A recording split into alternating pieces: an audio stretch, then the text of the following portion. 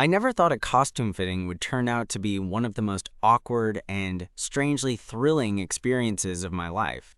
Honestly, I just showed up, expecting to try on a suit, maybe make a few tweaks, and get out of there. But no, apparently, things were going to get way more interesting and way more uncomfortable than I could have guessed.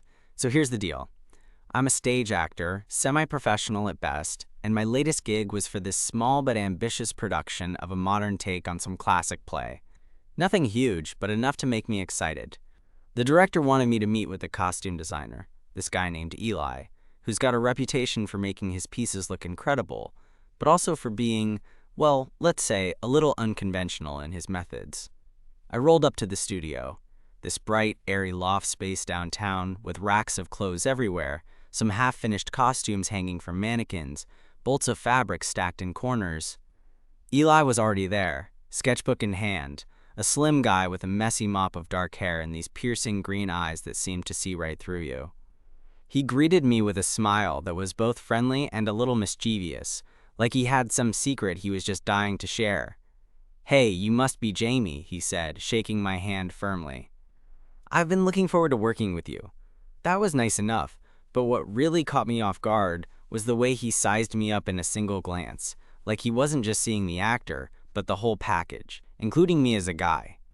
I mean, I'm not exactly a model, but I'm decently put together, and I try to stay in shape. Still, the way he looked at me made me feel kind of exposed, even though we'd just met. We got down to business, and he started pulling pieces from the racks. He was clearly into his craft, talking passionately about fabrics, cuts, and textures, but then he stopped and said, "All right, Jamie, I'm going to need you to try this on." He handed me what looked like a sleek, tight-fitting costume. Nothing too crazy, but definitely form-fitting. I stepped into it and immediately felt the fabric hug every curve. I was standing there when Eli circled me, eyes scanning every inch. Then, out of nowhere, he said, "You know, you'd look way better without any underwear under this." I blinked. Did he just say what I thought he said? "Without underwear?" I asked, trying to keep my voice steady, because at this point, my brain was doing backflips. "Yeah," he said casually. "The fabric falls better, and honestly, it looks more natural. Trust me, I do this all the time with my fittings. It's about the silhouette. You want to look your best on stage." Now I'm standing there in this tight costume, hearing this from a guy who's obviously confident as hell, and I can't decide if I'm mortified or intrigued. Also, why did this feel like it wasn't just about the costume anymore? Before I could even answer, Eli smiled again, that same knowing smile, and said, "Come on, it's just a fitting. No one else is here but us." And that's when I realized this wasn't going to be your average costume fitting. Something about Eli, the way he looked at me and the way that costume clung to my body was already messing with my head. I had no idea what I was about to get into. But I knew one thing. I wasn't just here to try on clothes anymore. This was about something way more personal. Something that might just change how I saw myself, and maybe even change that whole play. I hesitated for a moment, glancing around the studio. It was just the two of us. Racks of costumes, the faint hum of the city outside, and Eli's intense green eyes fixed on me like a spotlight. Part of me wanted to say no, to keep my underwear on and keep things strictly professional. But another part of me, the part that's always been a little curious and willing to take risks, was itching to see where this went. "All right," I said finally, trying to sound casual even though my heart was kicking up a notch. "I'll give it a shot." Eli's grin widened like I'd just handed him a secret map. "Good call. I promise you'll thank me later." He stepped back while I peeled off my boxers, and suddenly the room felt a little smaller, the air a little thicker. I slipped the costume back on, the fabric sliding over my skin with a smoother, almost electric sensation. I caught my reflection in the tall mirror across from me, the dim light catching the contours of my body. It looked different, cleaner, sharper. The costume hugged me in all the right places, without any distracting lines or bunches. Eli moved in closer, his hands deftly adjusting seams and folds with a practiced eye. The way he worked was mesmerizing, like he was sculpting me into something new and better. His fingers brushed my waist, then traced lightly along my hip, and I caught my breath. I could feel the heat rising in my chest, and not just because the costume was tight. See? Eli said quietly, never breaking eye contact. No underwear means no distractions. The costume breathes better, and so do you. I swallowed hard, trying to stay grounded, but the honesty in his voice and the way he looked at me was messing with my head. He was more than just a costume designer right now. He was someone who seemed to see me in a way I wasn't used to. Do you always do this with your fittings? I asked, half joking, half serious. He chuckled softly. Only when I think the actor's got the right look. Trust me, it's all part of the process. There was something in his tone that felt like an invitation, and I found myself wanting to lean into it, even if it was completely unexpected. I wasn't sure if it was the thrill of breaking a little rule, or just the fact that Eli's attention was so focused on me. He stepped back, his eyes scanning me once more. You're a natural. This is going to look amazing on stage. The tension in the room shifted then, less awkward, more electric. I could tell Eli felt it too because he hesitated, like he was weighing whether or not to say something more. Can I be honest? He asked, his voice low. Yeah, sure, I said, my voice a little huskier than I intended. Eli leaned against the rack nearby, folding his arms. I don't do this kind of thing lightly. But there's something about you, your confidence, even when you're unsure, that makes this fitting feel different. Like it's not just about clothes. I blinked, feeling suddenly exposed in a whole different way. Look, he said, stepping closer again. I know it's weird. I'm just a costume guy, and you're an actor. But sometimes, these fittings turn into moments where something clicks. Between the fabric and the person, something changes. I nodded slowly, unable to look away from his face. Yeah, I get that. There was a beat of silence between us, heavy and full of possibilities. I realized then that the costume fitting was no longer just about the production or the clothes. It was about this strange, unexpected connection with Eli. Just then, his phone buzzed on the table, breaking the spell. He glanced at the screen and sighed. Shoot, I forgot I have to head out soon. But I want to finish this, he said. Can you come back tomorrow? Same time? I smiled, feeling a little thrill at the thought of seeing him again. Yeah, I can do that. As I changed back into my clothes, Eli pulled the costume off the mannequin and held it out to me. Take this home if you want. Get used to it. Wear it like it's part of you. I hesitated, then took it. It felt heavier in my hands than I expected, like it carried its own energy. Walking out of the studio that day, I couldn't stop thinking about Eli, about his eyes, his words, and that weird, liberating feeling of trying on something new, both literally and figuratively. I had no idea what was coming next, but I knew one thing for sure. This costume fitting was just the beginning of a story way bigger than a stage play. That night, I tossed and turned more than I usually do before a workday. Not because I was nervous about the show. I mean, yeah, that was part of it, but because Eli's words and that fitting kept looping through my head. The idea of wearing the costume without underwear? It was such a small detail, but it felt like a crack in the usual routine, like a secret doorway I hadn't noticed before. I found myself wondering what it would be like to see him again, to be in that studio with him, to feel that strange mix of comfort and tension that hung in the air between us. It was a feeling I hadn't expected, and it was honestly kind of exciting. The next day, I showed up at the studio a few minutes early, clutching the costume like a little talisman. Eli was already there, sitting on a stool and sketching something in his book. When he looked up and saw me, his face lit up with a smile that made my chest tighten. Right on time, he said, standing up to greet me. Ready to try this on again? I nodded, dropping the costume on the table as he pulled back the fabric on one of the mannequins. There was an easy rhythm to how he worked, no rush, just careful attention to details. I couldn't tell if it was just his professionalism, or if he genuinely enjoyed this part of the process.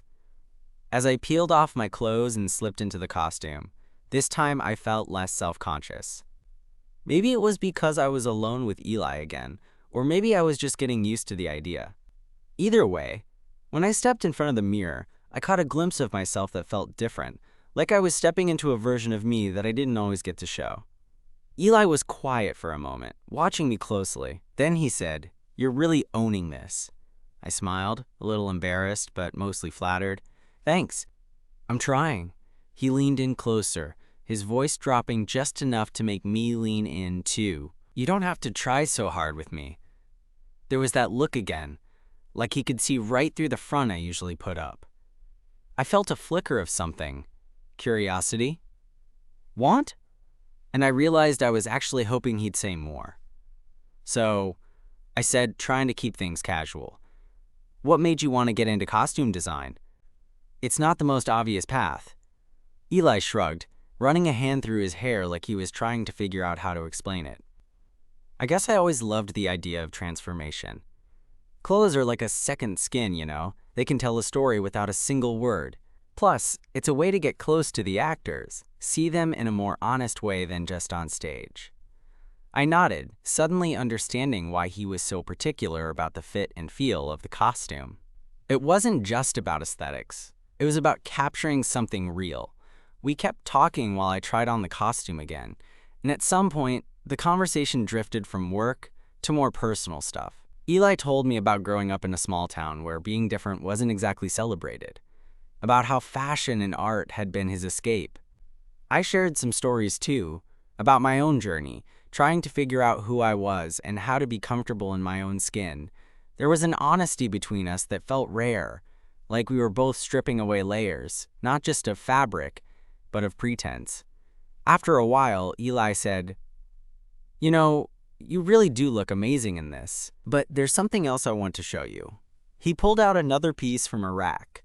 This one was more daring, a bit edgier, with a cut that left little to the imagination. My breath hitched before I even tried it on. "Trust me," he said with that grin.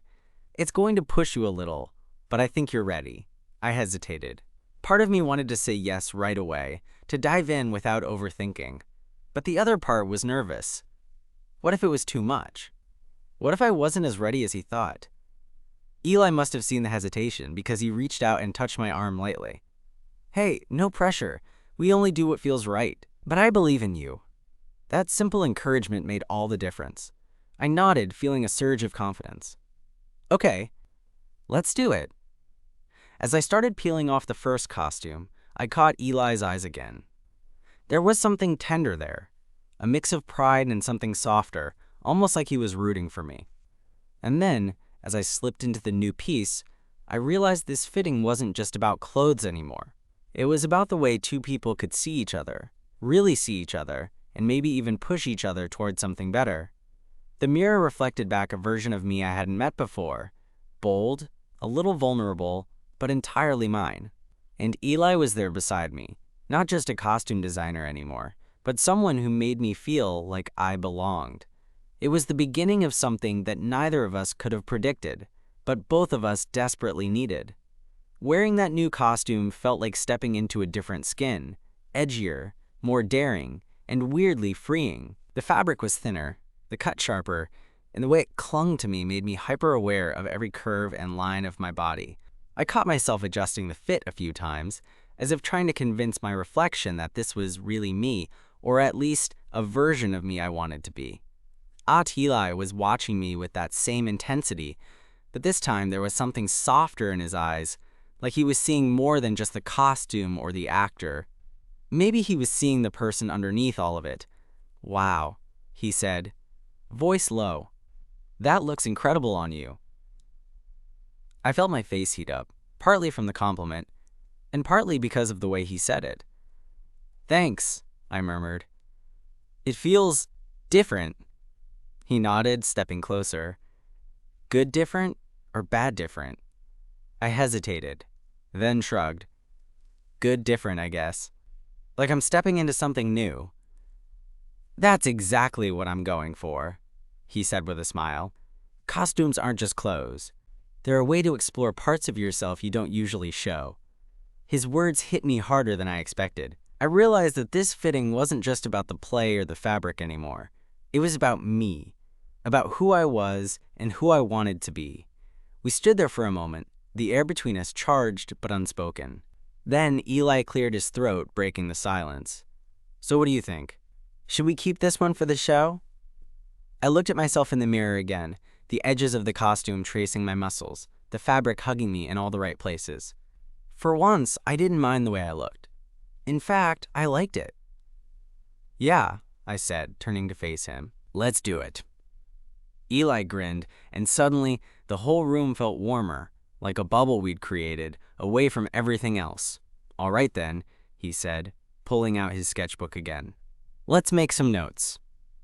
As he jotted down measurements and adjustments, I found myself watching his hands, the way they moved confidently, yet carefully, like he was drawing not just clothes but stories. Hey, I said suddenly, can I ask you something? Shoot. Why do you think you're so good at this? I mean, at making people feel seen? Eli looked up, eyes meeting mine. I guess I've always been the outsider, the guy who didn't quite fit in. Designing costumes is my way of giving people a chance to be someone else, someone freer, braver. And maybe, in the process, I get to be a little braver too. His honesty caught me off guard, and I felt a flutter in my chest. There was something about sharing that vulnerability that made me want to get closer, to know him better. Before I could overthink it, I said, I like that. I think I get it. He smiled, that same soft smile that made me feel like maybe, just maybe, I wasn't alone in feeling a little out of place. We spent the next hour tweaking the costume, adjusting seams, and talking about the character I'd be playing. The conversation flowed easily, like we were old friends rather than a costume designer and an actor. At one point, Eli reached out to tuck a stray piece of fabric, and his fingers brushed my arm. The contact sent a jolt through me, and I caught his gaze lingering a moment longer than usual. Jamie, he said softly, there's something about you that's really magnetic. I don't say that lightly. I swallowed, feeling my pulse race. I'm glad you think so. He stepped a little closer, lowering his voice. I don't want this to just be about the play. If you're open to it, maybe we could grab a drink after rehearsal sometime. My heart skipped. It wasn't a question I was expecting, but one I was more than ready to answer.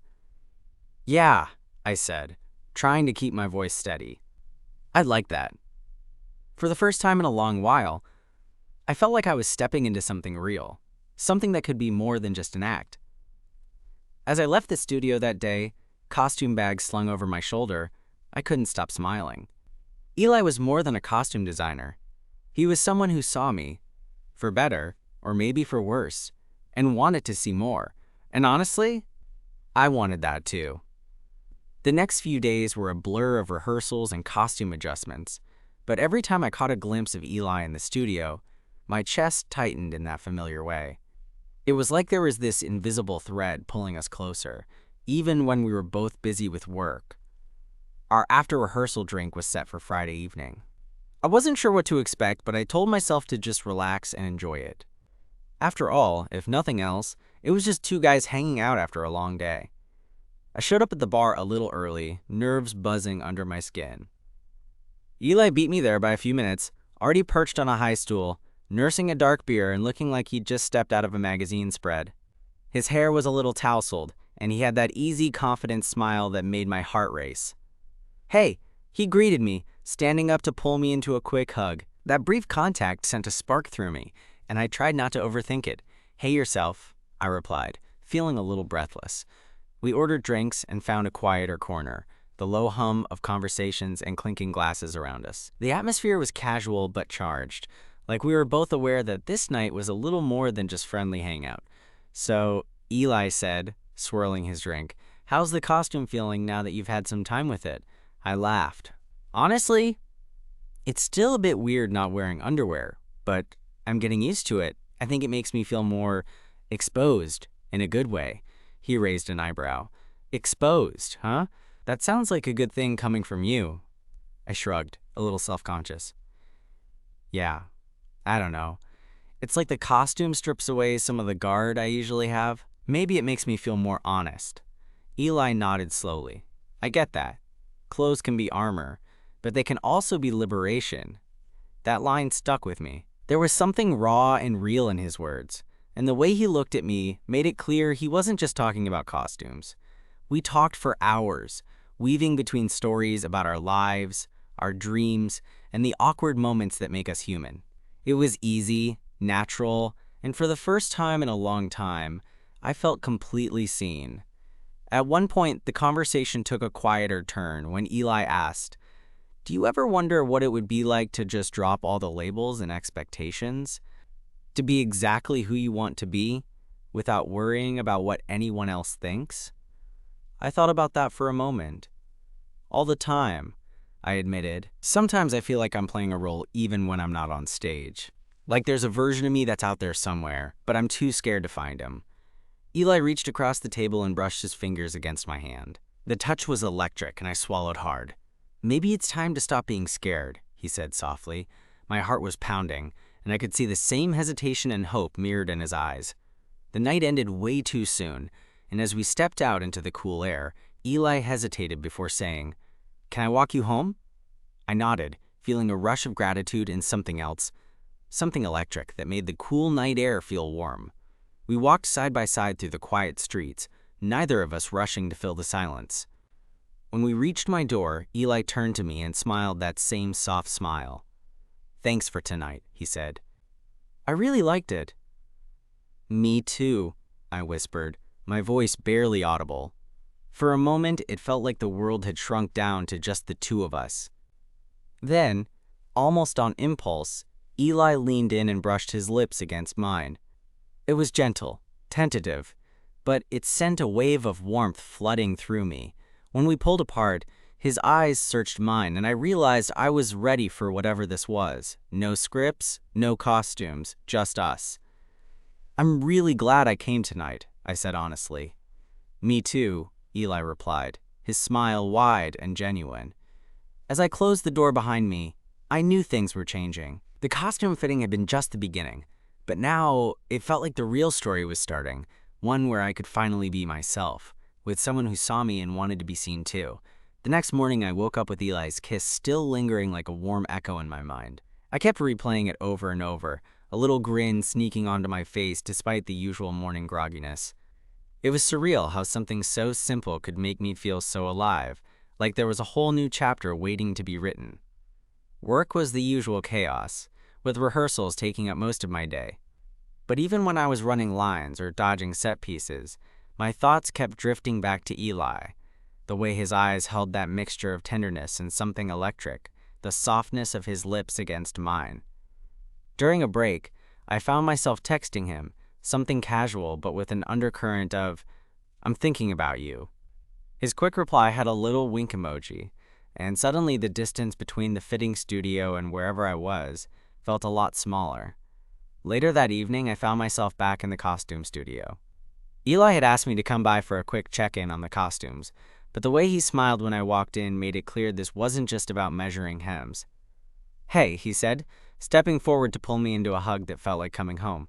"Hey," I whispered back, savoring the way his arms wrapped around me. The light in the studio was softer than usual, casting gentle shadows that made everything feel more intimate. We stood there for a moment before Eli pulled back, his fingers finding mine. "So," he said, voice low, "how are you feeling? About the play, the costume, and, well, us?" I laughed softly, a little nervous but honest. "Honestly, it's all kind of overwhelming, but in a good way. I never thought a costume fitting would lead to this." He grinned. Neither did I. We sat down on a worn-out couch near the racks of fabric, and Eli reached out to tuck a stray strand of hair behind my ear. The touch was electric, sending a shiver down my spine. "I've been thinking," he said after a beat, "about how costumes can be armor, but sometimes they can be a way to reveal who we really are. And I think you're ready to show that side of yourself." My heart pounded, the vulnerability in his words striking a chord. "Yeah," I said softly, "I want to." "But it's scary," he nodded, squeezing my hand. "It is, but you don't have to do it alone." In that quiet studio, surrounded by fabric and the faint scent of paint and sewing machines, something shifted between us. It wasn't just attraction or curiosity anymore. It was something deeper, a connection that felt real and fragile and worth protecting. Over the next few weeks, our relationship grew alongside the show. We kept things mostly low-key, Late-night costume tweaks turning into talks about life, shared coffees before rehearsal, stolen moments in the studio that felt like our own little world. One evening, after a particularly intense rehearsal, Eli surprised me by leading me to a small rooftop garden above the studio. Twinkling fairy lights cast a warm glow, and the city stretched out beneath us in all its chaotic beauty.